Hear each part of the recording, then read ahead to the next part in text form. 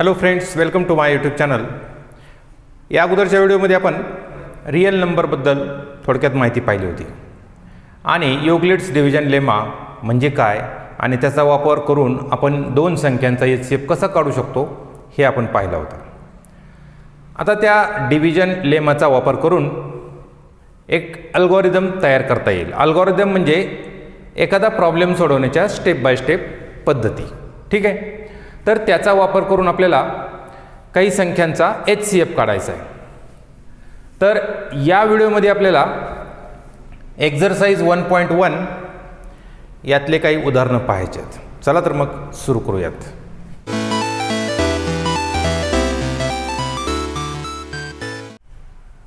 Problem number 1.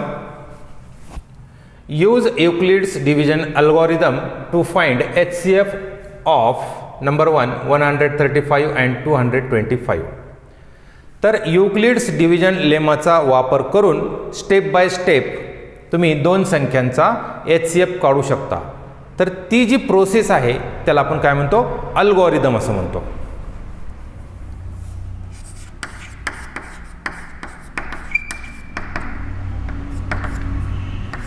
One 135 and 225. Since 225 is greater than 135, we apply Euclid's division lemma to obtain.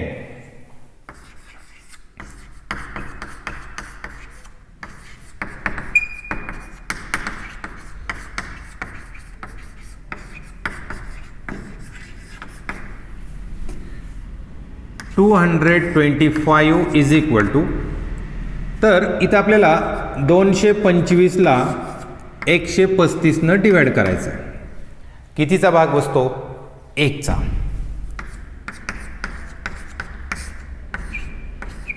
बाकी किती उरले? 90.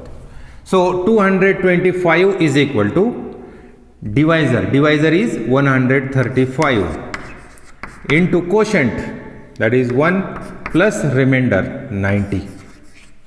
Since remainder 90 not equal to 0, we apply Euclid's division lemma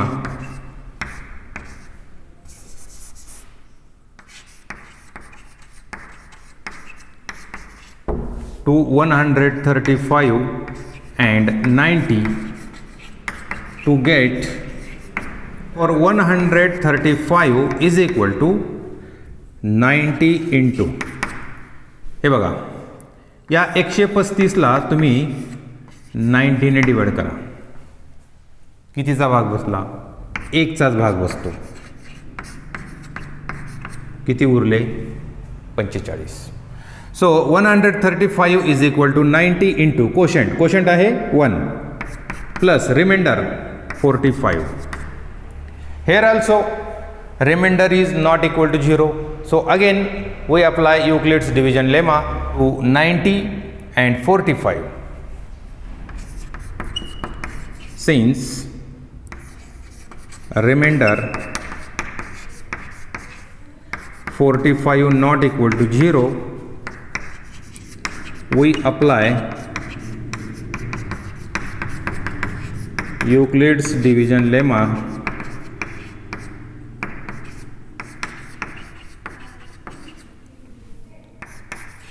to 90 and 45 to get 90 is equal to, आता या 90ला आपल्याला 45 ने divide करायचं आहे. तर भाग कितीचा बसतो? या 90ला तुम्ही 45 ने डिवाइड करा, भाग बसतो 2चा आणि या ठिकाणी मात्र रिमाइंडर हा 0 आहे. So 45 into 2 plus 0. Since remainder is 0,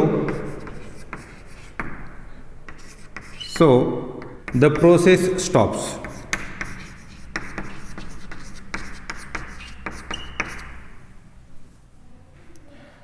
And therefore HCF of these two numbers is 45. बघा या स्टेपला रिमाइंडर हा 0 आलेला आहे. मग आपण पाहिलं होतं की ज्या स्टेपला रिमाइंडर हा 0 येतो त्या स्टेपचा जो डिवायझर असेल तो त्या दोघांचा HCF असेल. Therefore HCF of 135 and 225 is 45. Number 2, 196 and 38,220. In these two positive integers, this number is greater than 196. Since 38,220 is greater than 196, we apply Euclid's division lemma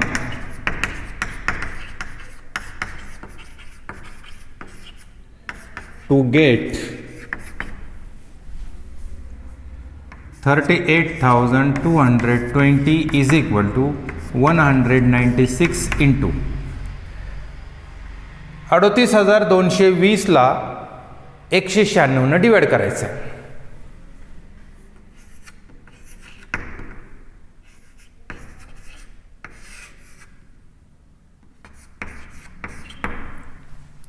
एकशे 96चा पाडा आपल्याला येत नाही.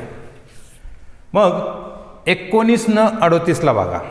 19 दोन्ही 38, 2चा भाग बसतो. एकदा खात्री करून घेऊ. मग 196ला आपण 2 न डिवाइड करूयात. बेसक 12 हातचा 1, 92 18 आणि 1, 19 हातचा 1, 1 आणि 1 3, 392. म्हणजे या ठिकाणी 2चा भाग हा जास्त होत आहे. म्हणून आपण 196 न इथं 382ला 1चा भाग घालायचा आहे. So we get 196. वजाबाकी करा. 6 6 12 हातचा 1, 10 8 18 हातचा 1, 186. यानंतर आपण ही संख्या या ठिकाणी घेतली 2. पुढे 196 न आपल्याला या संख्येला डिवाइड करायचं आहे. तर मग 19 न 186ला डिवाइड करा. तर कितीचा भाग बसतो हे आपल्याला पाहायचं आहे. मग त्यासाठी आपण 19 न 186ला डिवाइड करायचं आहे. तर भाग बसतो 9चा. परंतु 9 संख्या ही आपण त्याचा एक अंदाज काढलेला आहे. तर ती खात्री करण्यासाठी आपण ॲक्च्युली 196ला 9 न गुणून पाहूयात.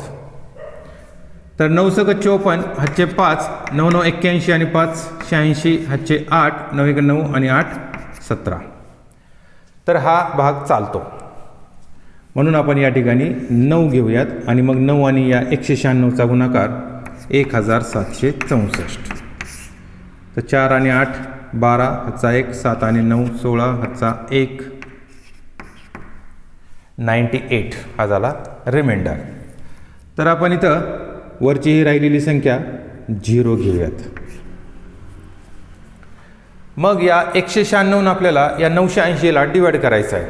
तर कितीचा भाग बसतो हे आपण पाहूयात. तर त्यासाठी आपण 19 न 98ला भाग घालायचा आहे. तर 19 न 5चा भाग बसतो. मग खात्री करण्यासाठी आपण 196ला 5 न गुणाकार करू.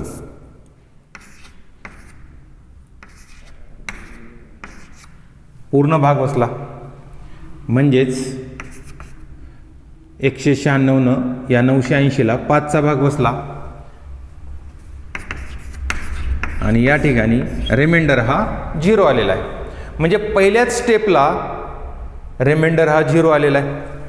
So 38,220 is equal to 196 into 195 plus remainder is 0. Since remainder is 0,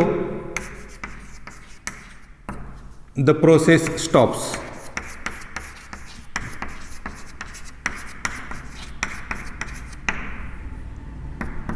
Therefore, HCF of 38,220 and 196 is 196. तर ज्या स्टेपला रिमाइंडर 0 येतो त्या स्टेपचा जो डिवायझर असेल तो HCF असतो.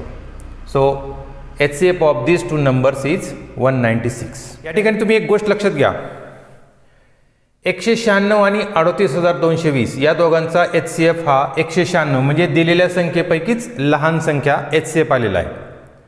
म्हणजे एका संख्येनं जर दुसऱ्या संख्येला पूर्ण भाग जात असेल म्हणजे रिमाइंडर 0 राहत असेल तर लहान संख्या हा HCF असतो आणि मोठी संख्या LCM असतो. लक्षात घ्या. एक छोटं उदाहरण बघा, 12 आणि 48. आता या दोघांचा HCF काढायचा आहे. तर 12नं 48ला पूर्ण भाग जातो, 12 चौक 48 म्हणजे रिमाइंडर 0 राहतो. म्हणून या दोघांचा HCF हा 12 असेल, लहान संख्या असेल. जर रिमाइंडर उरला 0 तर लहान संख्या HCF. लक्षात राहू द्या. Number 3, 867 and 255.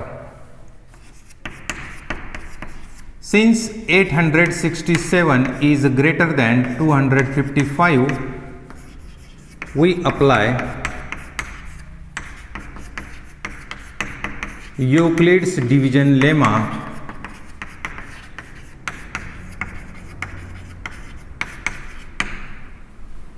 to 867 and 255 to get 867ला आपल्याला 255 डिवाइड करायचं आहे. So 867 is equal to 255 into. तर 255 याला डिवाइड केल्यानंतर कितीचा भाग बसतो हे आपण पाहूयात. त्यासाठी 25नं 86ला डिवाइड करायचं आहे. तर 25 त्रिक 75, 3चा भाग बसला. मग हा झाला एक अंदाज. खात्री होण्यासाठी 255ला आपण 3नं गुणाकार करूयात. 765 म्हणजे 3चा भाग या ठिकाणी चालतो. मग या दोघांचा गुणाकार 765 वजाबाकी करा, 102 उरले. So 867 is equal to 255 into 3 plus 102. Since 102 not equal to 0, हा जो रिमाइंडर आलेला आहे तो नॉन झिरो आहे म्हणजे ही प्रोसेस अजून पुढे चालणार आहे. वी अप्लाय डिव्हिजन लेमा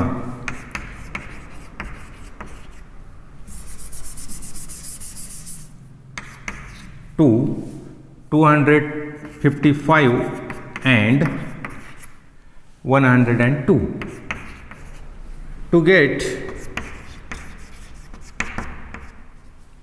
बघा आता या दोघांमध्ये 255 ही मोठी संख्या आहे. 55 इज इक्वल टू 102 इंटू. आता या 102 आपण या 255ला डिवाइड करूयात.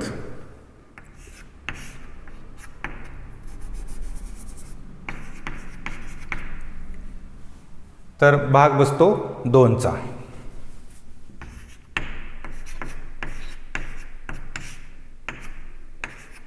रिमाइंडर आला 51. So 255 is equal to 102 into 2 plus remainder 55.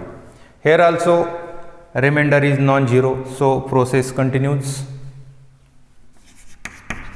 Since remainder 51 not equal to 0, therefore we apply division lemma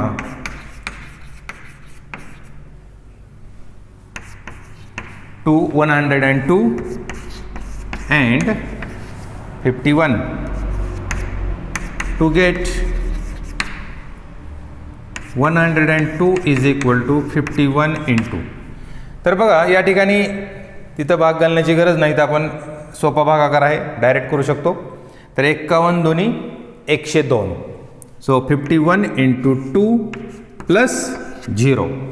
म्हणजे जर या 51 या 102ला आपण डिवाइड केलं तर भाग बसतो 2चा आणि रिमाइंडर येतो 0. मग या स्टेपला रिमाइंडर 0 आलेला आहे. मग जो डिवायझर आहे 51 तो काय असेल, HCF असेल. Since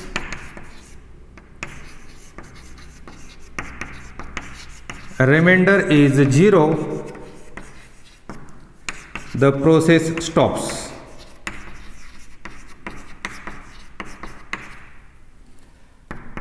Therefore 51 is the HCF of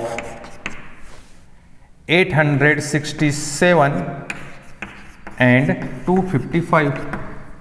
मित्रांनो, होमवर्कसाठी मी तुम्हाला 3 उदाहरणं देतोय.